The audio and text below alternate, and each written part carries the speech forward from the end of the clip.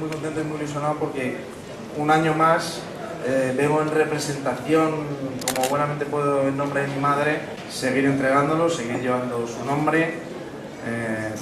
Es una forma de recordar la presencia de mi madre que me gusta que tenga todo el mundo. Para nosotros es un honor que el nombre de Pilar Miró esté en unos premios, porque ella significa el cruce entre el cine y la televisión. Ella trabajó muchos años como realizadora de televisión, fue una gran directora de cine y además fue directora general de Radio Televisión Española.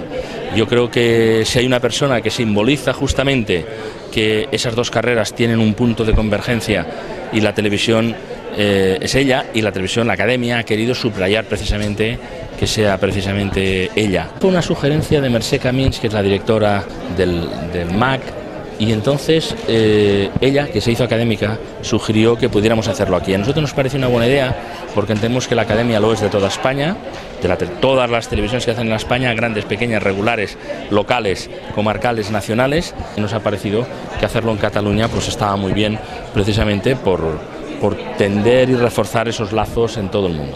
Es un acuerdo, un marco de intenciones, es una buena voluntad. Es la buena voluntad, en primer lugar, de subrayar en un acuerdo lo que ya hemos hecho hoy, pero un acuerdo marco de la voluntad de intentar seguir reuniéndonos cada mes de enero y ver antes del siguiente MAC què és el que podem hacer juntos.